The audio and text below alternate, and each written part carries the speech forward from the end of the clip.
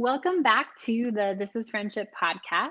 Or if you're joining us for the first time, we are so excited that you're here. You're catching us in a two-part episode. This is Body and Soul. This is our second part. Hopefully, you caught the first one. If not, you can always go back and listen to that. The focus of our episode today is to talk through nutrition and food, and then also exercise, or what we like to call movement. We are so lucky because we have an in-house health and wellness coach in Karli. Hey, hey. So excited to gain or to have your perspective. Thank you, Karli, for being here. And also, an amazing co host, Joy, is here today. Thank you, ladies. Hi. Without further ado, we will transition into our questions, of course. The first question, and Karli, I'm going to kick this over to you first. What keeps you motivated to keep moving? I don't remember if we talked about this. I think we might have in an episode or two ago. To me, motivation doesn't always get you doing it. Sometimes you have to just do it to get the motivation. So it's important to know why you're moving, to have your reason. What's your why or what's your reason? So for me, my why is I want to continue to be healthy and to have that physical wellness so that I can be around and chase when I have grandkids, that I could be around to chase them and be active with them. That is my why right now. I'm almost 54, and I know that if I don't continue to move, things are going to start deteriorating because I'm at that age. So that's my why. I am not always 100% perfect following that rigid schedule for sure. I just need to move.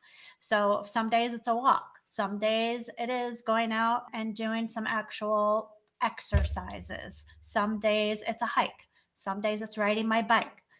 Some days it's doesn't happen. It might be 10 minutes of me doing some squats because that's the only thing I've done all day. But that is my reason of why, is because I want to stay healthy and to be able to be mobile and active as I get older.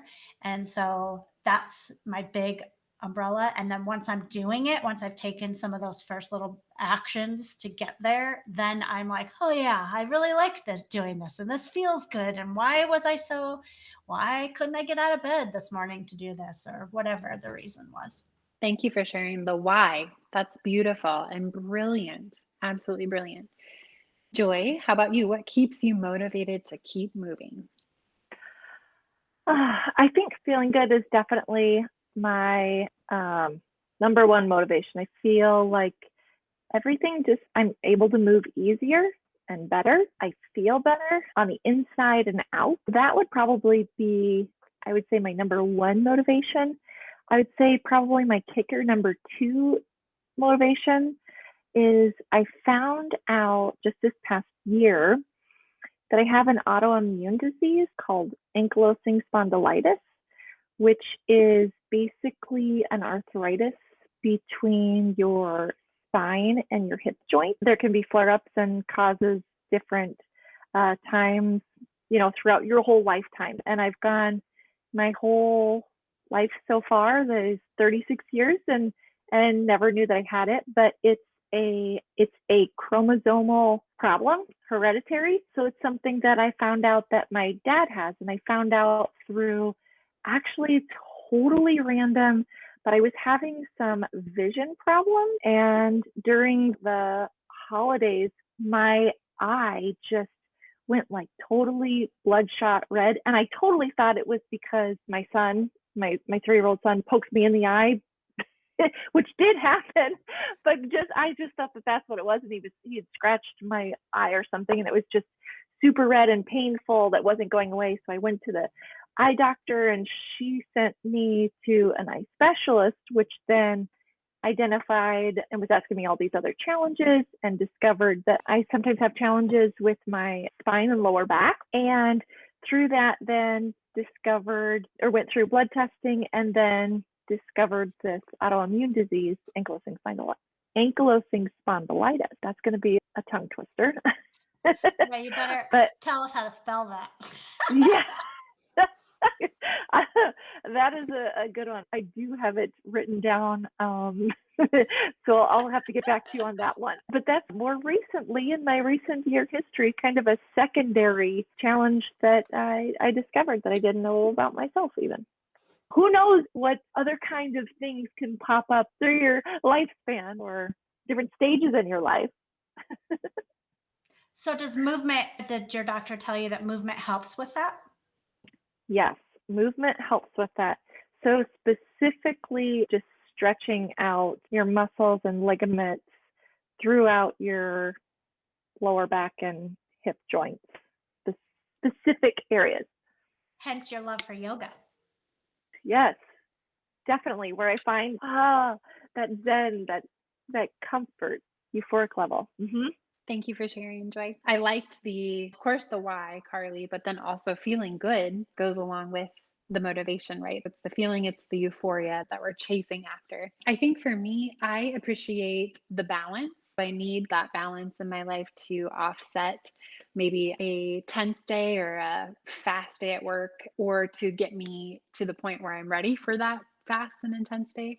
And then also, I think what keeps me motivated is variety. I can't do just the same thing over and over again. I think I mentally get bored. I think my body gets bored with the same movements. And so variety is a big piece for me. I also had feeling good too. So just overall, I feel like it's not only physically, but it leads to mentally feeling good, emotionally feeling good. Those are the things that keep me moving from a motivation standpoint. Karli, what is your most favorite workout routine? Hiking, hands down. Just anything outdoors would be my number one choice. But I love hiking. I love being out on the trail. I love the elevation, and your butt and your legs are dying, and your heart and your lungs are pumping, and you're breathing heavy. But you get up there and man, the view is amazing. Yeah. So hiking is my die-hard ultimate favorite. If I can't be out on the trail, if I just, let's say I'm at home dancing, I could put music on and dance for 2 hours. I don't do that. Someday I will. When my to-do list is a lot shorter, but I could dance. And that is an amazing workout too. It's good for all parts of your body if you really get into it, and it's good for your cardio, and it's just fun. I think of just utter happiness when you're dancing. That's like when you're probably the most happy. Yes. And it's the Yes. most freeing. Yes. And yeah. If you just put your blinders on and listen to whatever music gets you feeling good and you get into it, it's awesome. It's so good for your body and your mind. I feel the same way about doing anything outside too, that you can be out in nature, even a walk in the neighborhood. It just feels good. The fresh air.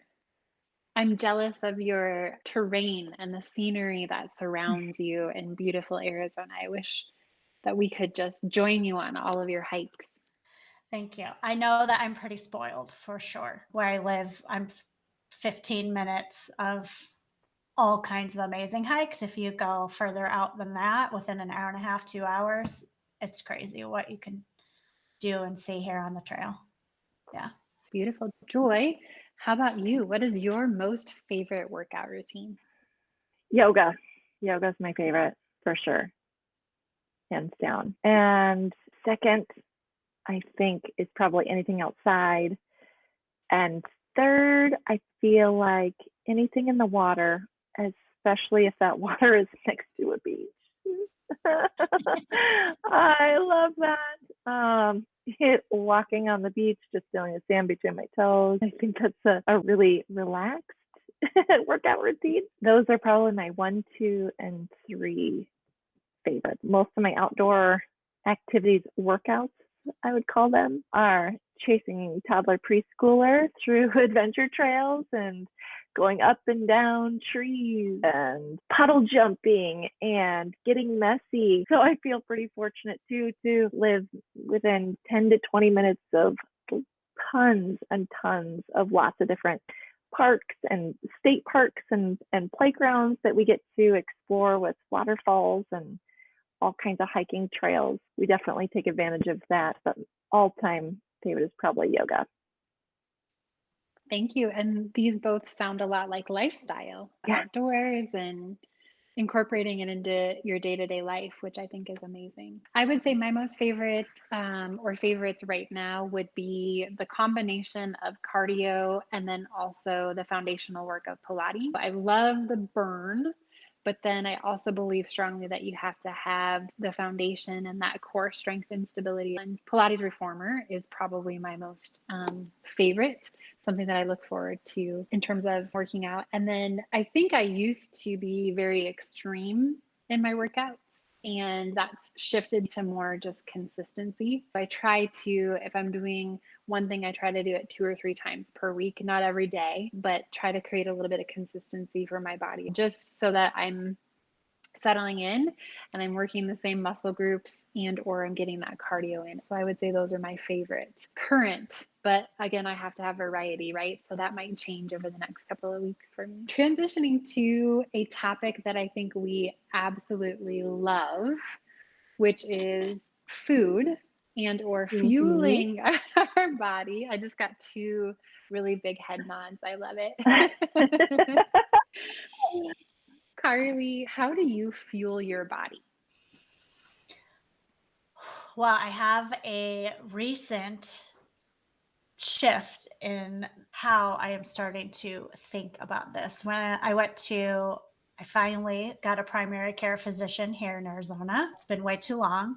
I think as women, we're really good about going to the gynecologist, OB, GYN every year and having our annual checkups. We've got that on the boys for sure. We're good about doing an annual thing, but I haven't had a primary care physician in I don't even know how long. So I knew as I was getting older, I don't really need the OB piece of it anymore. I've been going consistently to the gynecologist, but I wanted to have an internal medicine doctor as my primary care. I just met with a new doctor earlier this month, and she told me to watch a show called Game Changers. It's on Netflix. I encourage you to watch it. And she also told me about a book that I should read called How Not to Die, which it's about plant-based eating. So I have never been a vegetarian or vegan, never really wanted to be, but the Game Changers definitely has both my husband and I rethinking how we are eating. So we are moving to a mostly plant-based diet. We are not going to be hardcore about it. If we go out and I want to have a hamburger, I'm going to have a hamburger. Our mindset about it is if we do it 80% of the time, we're getting 80% of the benefits. But I mentioned earlier, my why is to be around for a long time, to be with my grandkids and to see them come into this world and to be able to love on them like I can't wait to do. And I want to be around for a lot longer. And I would see that 100-year mark. I really would. I'd love to see that. Don't know if I'll make it that far, but I'm going to try. So we're making a shift to a plant-based diet. We're not going to buy any animal-based products for our home. And so right now we're in the stage of cleaning out all of that stuff by eating it, but love food. Need to make a big shift because we go out to eat a lot and we love to discover new restaurants that are locally owned and to frequent them. And so we're on a new journey that we're just really in the beginning of. So food it's so important to enjoy what you're eating. Why eat it otherwise? To be able to shift. I mean, both of us are a little bit tentative about it. Fortunately, we have a lot of great vegan restaurants here where we know we can go and be able to support that lifestyle, but we don't, or that eating, that choice of diet, that choice of the way we're going to feed and fuel our bodies, but we're not gonna not have the stuff we want on occasion. That sounds like a fun journey. Yeah, I don't know if I would say fun yet, but I am excited actually about exploring some of the new ways of eating. And my daughter is only 27 and has recently gone to no dairy. So she has been recommending great stuff to us. Try this cheese. This one tastes really good. This milk has the mouth feel like cow's milk that you'll appreciate. So she's been good at recommending some stuff. But I'm also excited to potentially take some cooking classes that are plant-based. I think I might get some fun into the mix by doing that with my husband. We'll see. I'll keep you posted. I can't wait to follow along. Yeah. But up until that, I really do eat what I want. I don't believe in restricting yourself. I may not eat as much of it as I want, but I feel like you should eat if you want freaking ice cream, have some ice cream. Just have one scoop instead of 10. And I also did dry January this year for the first time. So no alcohol for 30 days. And I have to tell you, I'm almost 54 and I could not tell you when I've gone 30 days without drinking other than when I was pregnant. I didn't feel so good about that. So I think I just had a shift of that's not the most healthy thing to be able to say.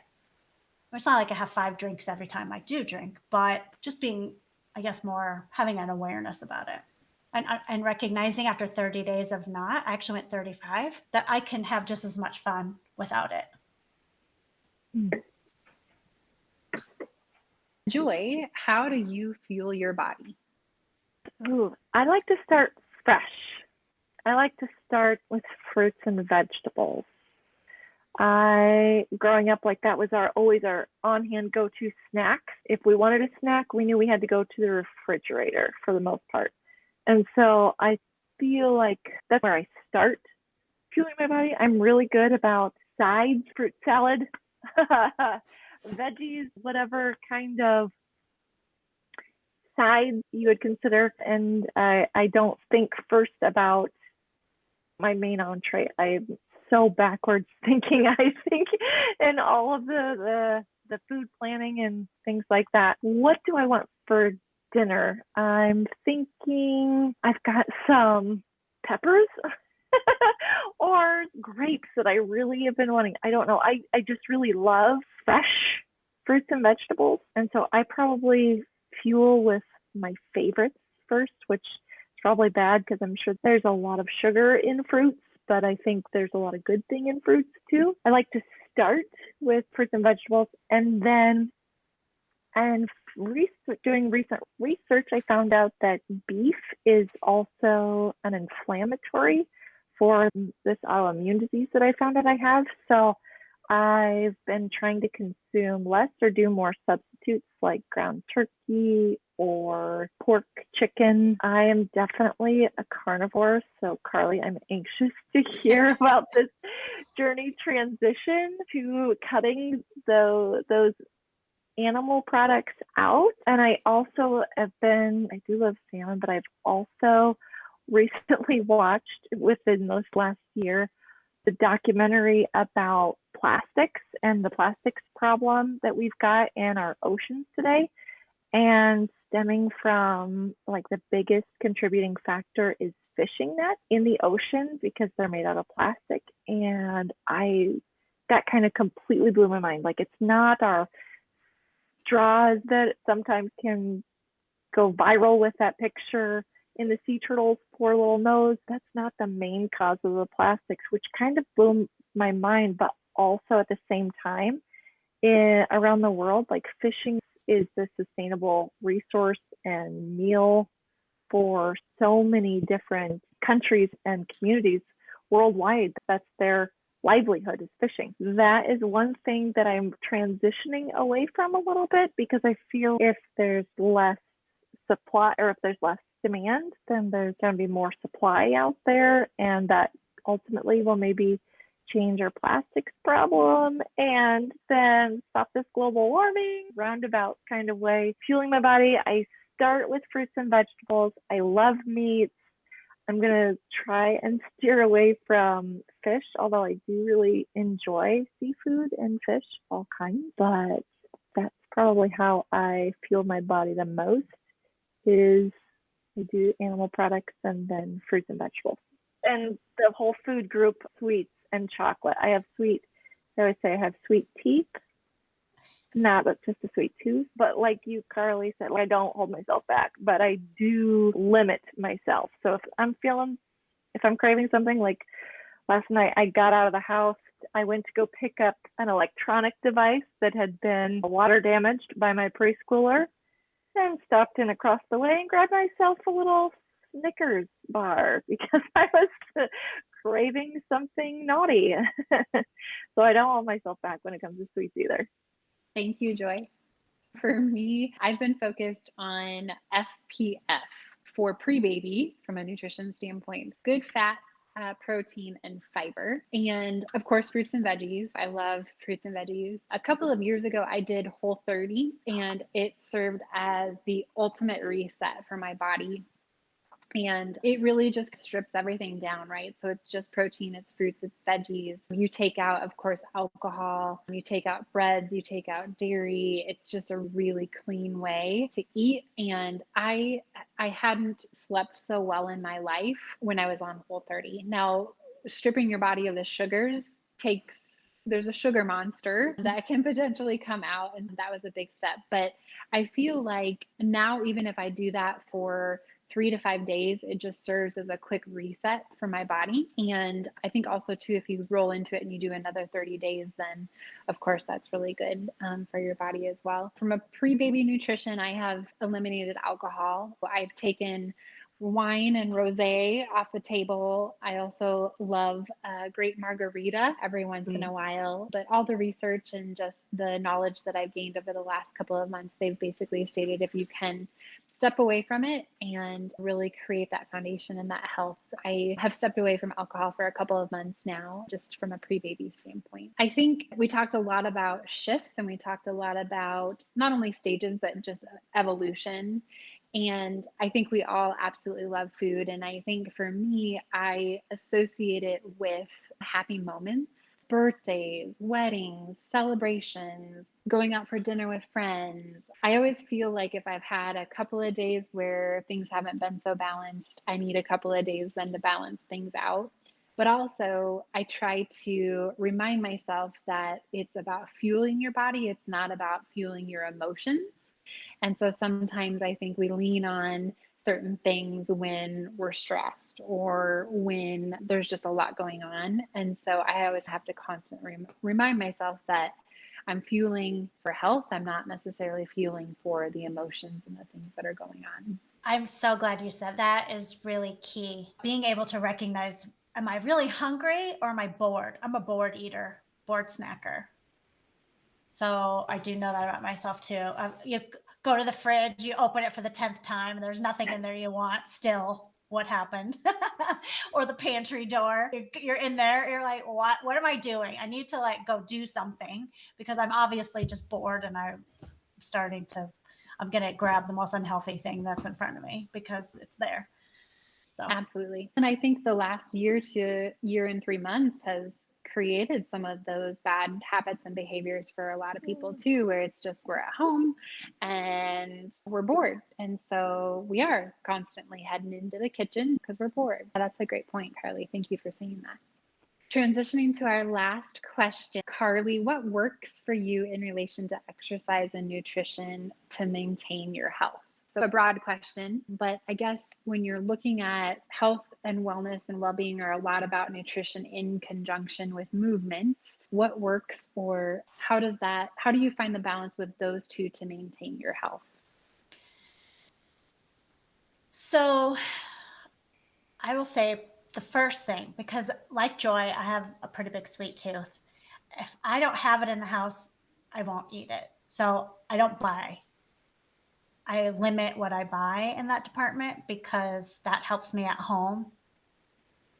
It's not there as a temptation. It's not staring at me when I do open the fridge or the pantry door. And I'm not at a point right now where I am trying to change my physique or train for an event or in anything in those lines. So it's really just about, I wouldn't even say that I watch what I eat. I'm just aware of what I eat. So I try to make healthy choices whenever I can, but I don't deny myself something. If I want some chocolate, I'm going to have chocolate. If I want a thing of ice cream, I'm going to have some ice cream. If I want French fries, I'm going to order French fries.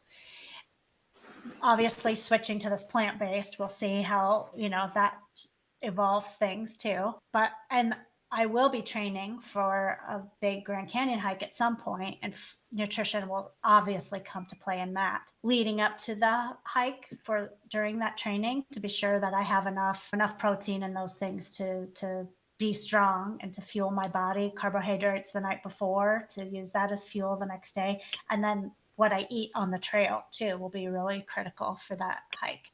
It's hard to eat when you're doing a hike that's 12 to 14 hours, 24 miles, because your body is not going to digest food, but nutrition and hydration are so critical. Andi, as from doing triathlons, you can't just not drink or not eat. When you're doing an event like that, you're not going to be able to complete it. So I think just educating myself more about those things has come into play. I also mentioned, if I had known about nutrition when I was young and doing gymnastics, how much more would I have been able to do? How much better would my performance have been had I known those things? So it does come into play. For regular life, I try to move every day in some way for some amount of time. And I try to eat healthy foods. But I don't deny myself the non-healthy stuff when I want it. I just try to have a healthy thought process about it and not be extreme one way or the other. I like how you mentioned hydration. I think, Joy, you had mentioned that previously too. I think that's one thing that I always forget. And it's waking up in the morning and making sure you're drinking a bottle of water and just constantly hydrating. Okay, so see this water bottle? It's 28 ounces. This is my hydration trick. I drink 3 to 4 of these a day. And I just know I try to drink one before. I drink at least half of the bottle before I have any coffee in the morning. And then I try to finish that bottle before 10 a.m. And then I have 2 more, if not 3 more. Arizona is a lot drier than it is in Nebraska for you ladies. So I am thirsty all the time, but I always have this with me. It goes everywhere I go. That's a trick that has helped me be sure that I am more hydrated. I remember traveling to Arizona, and everywhere I went or we went, we were greeted with a bottle of water. And so just to your point, it's so important from a hydration standpoint, also with the desert and with the climate, to make sure that you're constantly taking in that water. Yeah, we could do a whole episode on hydration, I'm sure, because it is you underestimate what water does for your body. We should talk about that. I won't talk about it right now. Joy, how about you? What works for you in relation to exercise and nutrition to maintain your health and a healthy lifestyle? I would say it boils down to best practices for me. So, Karli, like you, it's about, if it's not buying it, if it's in the house, I'm eating it, I'm consuming it. If I know that it has negative effects on my body or my mental abilities or fill in the blanks, then I'm probably not going to be buying it. But I may still be treating myself at times when I don't have it in my house or I'm bringing it into the home. I think best practices is finding my regime, whatever period of life that is, season of life that's in. Right now, I feel like if I can get in 2 to 3 times a week that's just for me and the way I want to be working or challenging my body, that's pretty good. And on top of my chasing or whatever it may be, lifting a 40-pound kiddo or preparing myself. I know that I'm preparing for the hardest workout of my life. So I also want to keep that in mind. Also, nursing babies, like that's a lot of upper strength, that's a lot of core body strength to be able to keep your own body stable and things like that. So making sure that I'm being cognizant and aware of those are things that are upcoming. So what can I do today to prepare for that?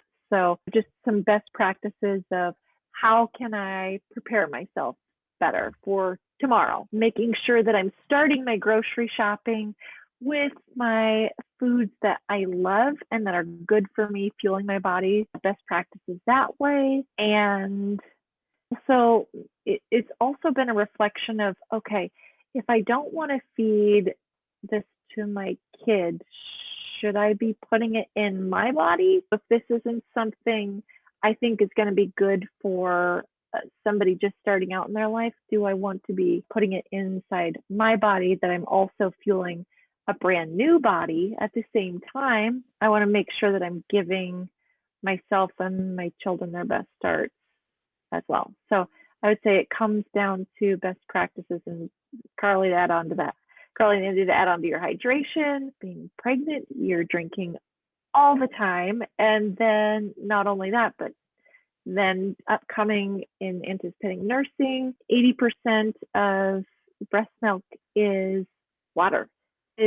So that is like mind-boggling, crazy number for me, and how much even more hydration I'm going to be needing after baby comes to be able to keep up that supply and demand for baby. I also use a percentage rule for kind of a best practice and kind of to find that balance of what's good. I try and aim for maybe 85 to 90%.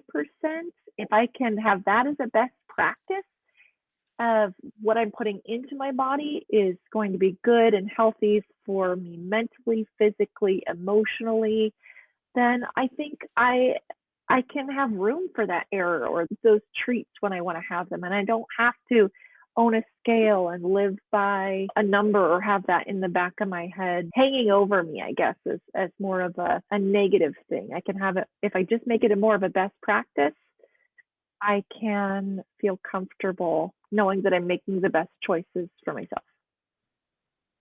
So that's how my exercise and nutrition maintain my health is more of best practices. Thank you. I would say for me, just from a balance standpoint, both nutrition and exercise, to dial in the food prep is really important for me, and having a plan before I go to the grocery store. So prepping those meals, not only on a shopping list or having an idea of how everything's going to come together, but then also once I get home, then planning out those meals. I am much more in line and accountable when I can just pop over to the fridge and I've got something that's pre-made, or I can take it on the go, or I don't have to make quick decisions that aren't necessarily the best decisions. I think for me, rest and recovery is also important. I mentioned earlier that I'm not bouncing back maybe as quickly as I once did. And so I'm finding that giving myself a little bit of a reprieve or more rest and recovery has been beneficial. And it allows me to dig deeper the next time because I've had that little reprieve to go back harder the next time that I'm there. And then, Karli, you had mentioned too, in relation to fueling for your hikes, when you have a major event, you're obviously fueling a lot more because you're a heck of a lot more active. And so I always have to keep that relative. Sometimes I might be over fueling when I'm not working out as much and finding that balance. At one point in time, when you're training for a race and you're training for an event, that much fuel makes sense, and or how you're fueling your body makes sense. But when you start to pare that down, then unfortunately, because we all love food so much, we have to pare down that as well. I would say those are the two things that I think help me in relation to both movement or exercise and then also to food. Ladies, thank you so much for sharing your perspectives. I think this is where we'll conclude Body and Soul Part 2. Thank you so much for sharing your stories. And of course, we want this to be very relatable to anyone and everyone that's listening in. So if you have a story and you'd like to share that with us, please email us at hello@thisisfriendshippodcast.com. Until our next episode, thanks so much, ladies. Much gratitude. You both mean so much in my life, and I just value these chats. So until our next episode, we'll talk soon. Bye, ladies. Thank you. Bye, Bye. guys. See you soon.